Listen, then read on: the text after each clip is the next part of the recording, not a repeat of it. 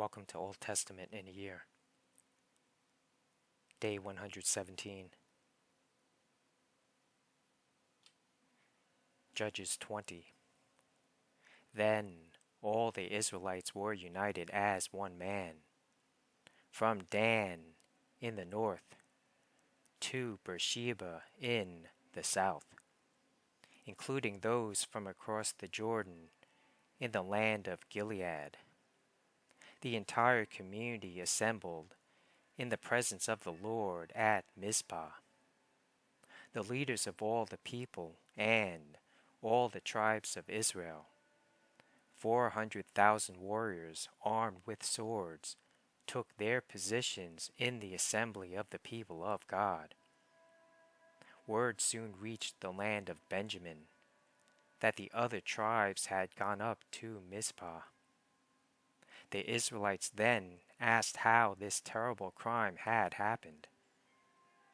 The Levite, the husband of the woman who had been murdered, said, "My concubine and I came to spend the night in Gibeah, a town that belongs to the people of Benjamin."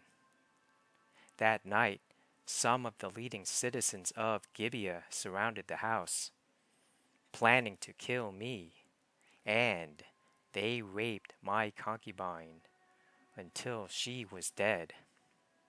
So I cut her body into 12 pieces and sent the pieces throughout the territory assigned to Israel.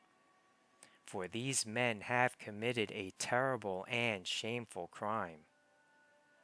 Now then, all of you, the entire community of Israel, must decide here and now what should be done about this. And all the people rose to their feet in unison and declared, "None of us will return home. No, not even one of us. Instead, this is what we will do to Gibeah. We will draw lots to decide who will attack it. 1/10 of the men from each tribe will be chosen to supply the warriors with food, and the rest of us will take revenge on Gibeah of Benjamin for this shameful thing they have done in Israel." So all the Israelites were completely united, and they gathered together to attack the town. The Israelites sent messengers to the tribe of Benjamin, saying, "What a terrible thing has been done among you! Give up those evil men, those troublemakers from Gibeah, so we can execute them and purge Israel of this evil." But the people of Benjamin would not listen. Instead, they came from their towns and gathered at Gibeah to fight the Israelites. In all, 26,000 of their warriors armed with swords arrived in Gibeah to join the 700 elite troops who lived there. Among Benjamin's elite troops, 700 were left-handed, and each of them could sling a rock and hit a target within a hair's breadth without missing. Israel had 400,000 experienced soldiers armed with swords, not counting Benjamin's warriors. Before the battle, the Israelites went to Bethel and asked God, which tribe should go first to attack the people of Benjamin? The Lord answered, "Judah is to go first." So the Israelites left early the next morning and camped near Gibeah. Then they advanced toward Gibeah to attack the men of Benjamin. But Benjamin's warriors, who were defending the town, came out and killed 22,000 Israelites on the battlefield that day. But the Israelites encouraged each other and took their positions again at the same place they had fought the previous day. For they had gone up to Bethel and wept in the presence of the Lord until evening. They had asked the Lord, "Should we fight against our relatives from Benjamin again?" And the Lord had said, "Go out and fight against them." So the next day they went out again to fight against the men of Benjamin. But the men of Benjamin killed another 18,000 Israelites, all of whom were experienced with the sword. Then all the Israelites went up to Bethel and wept in the presence of the Lord and fasted until evening. They also brought burnt offerings and peace offerings to the Lord. The Israelites went up seeking direction from the Lord. In those days, the Ark of the Covenant of God was in Bethel, and Phinehas, son of Eleazar and grandson of Aaron, was the priest. The Israelites asked the Lord, "Should we fight against our relatives from Benjamin again, or should we stop?" The Lord said, "Go. Tomorrow I will hand them over to you." So the Israelites set an ambush all around Gibeah. They went out on the third day and took their positions at the same place as before. When the men of Benjamin came out to attack, they were drawn away from the town. And as they had done before, they began to kill the Israelites. About 30 Israelites died in the open fields and along the roads, one leading to Bethel and the other leading back to Gibeah. Then the warriors of Benjamin shouted, "We're defeating them as we did before." But the Israelites had planned in advance to run away so that the men of Benjamin would chase them along the roads and be drawn away from the town. When the main group of Israelite warriors reached Baal Tamar, they turned and took up their positions. Meanwhile, the Israelites hiding in ambush to the west of Gibeah jumped up to fight. There were 10,000 elite Israelite troops who advanced against Gibeah. The fighting was so heavy that Benjamin didn't realize the impending disaster.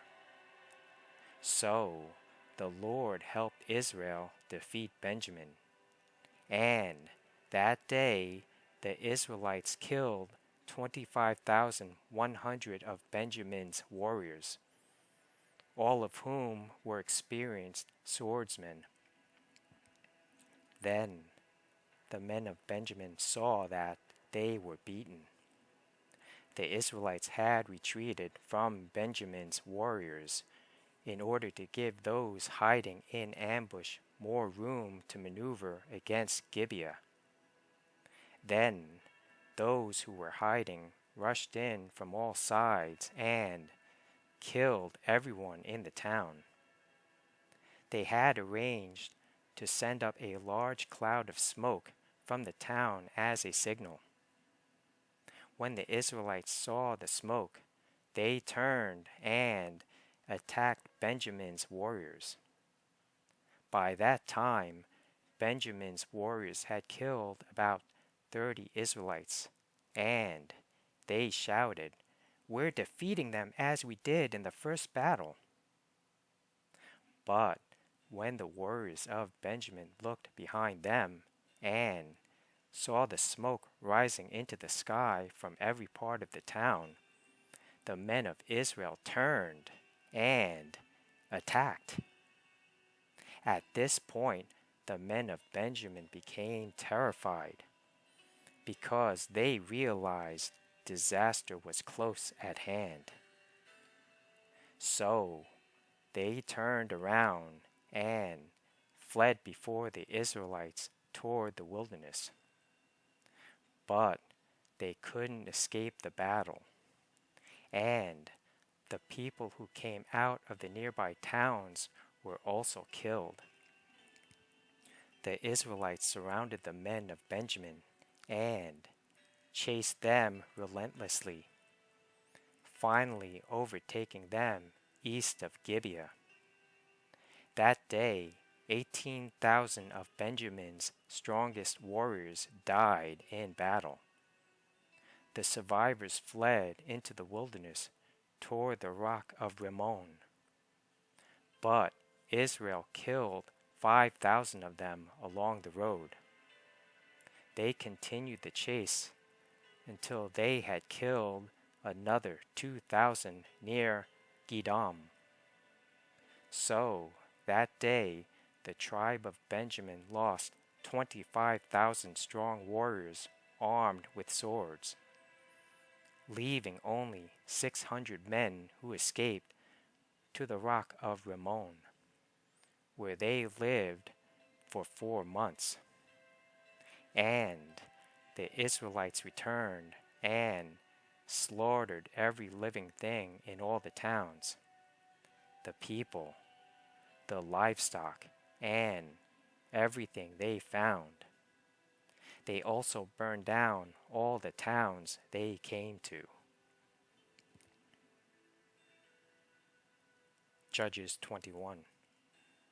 The Israelites had vowed at Mizpah, "We will never give our daughters in marriage to a man from the tribe of Benjamin." Now the people went to Bethel and sat in the presence of God until evening, weeping loudly and bitterly. "O Lord, God of Israel," they cried out, "why has this happened in Israel? Now one of our tribes is missing from Israel."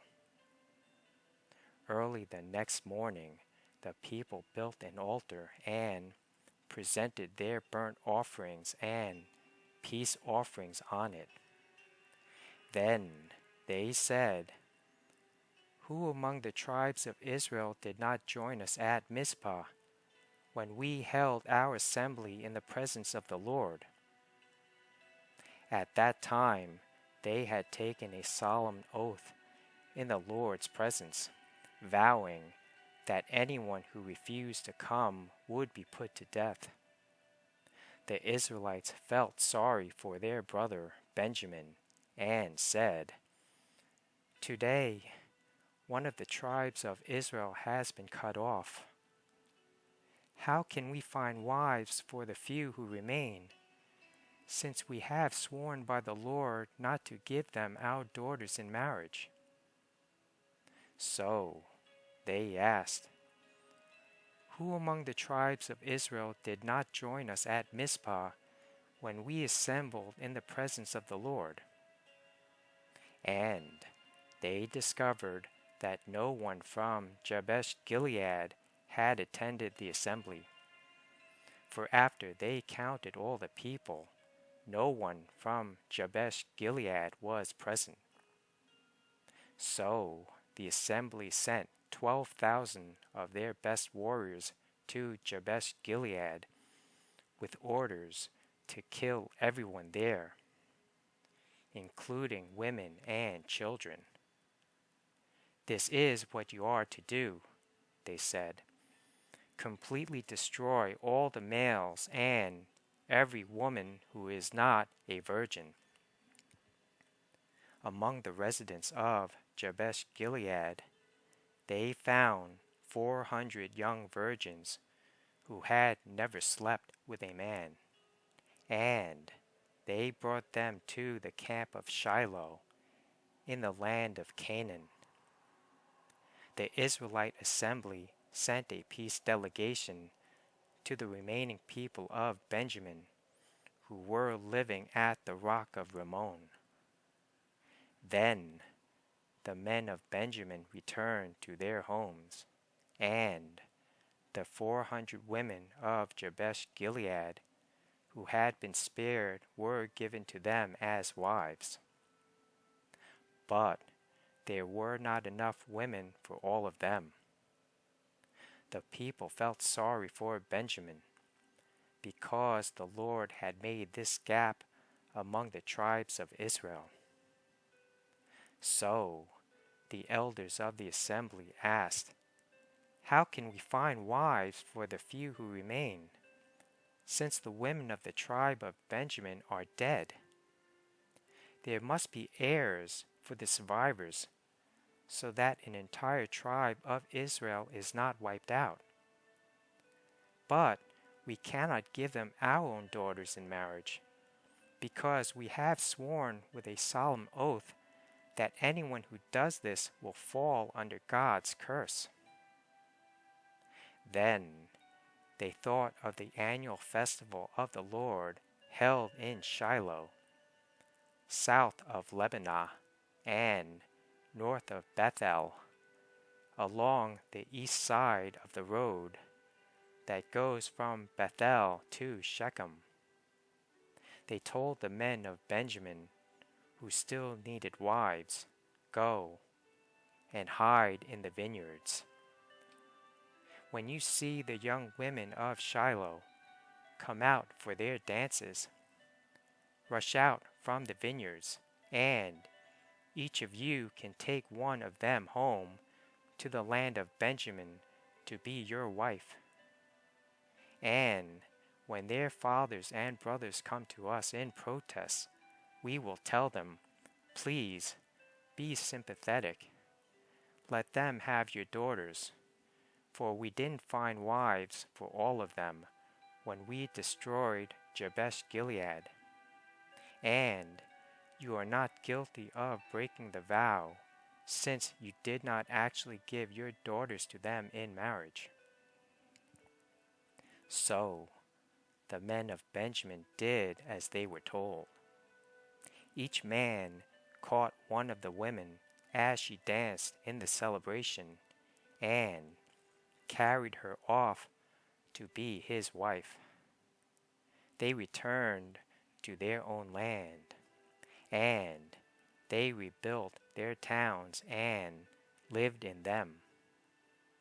Then the people of Israel departed by tribes and families, and they returned to their own homes. In those days, Israel had no king. All the people did whatever seemed right in their own eyes.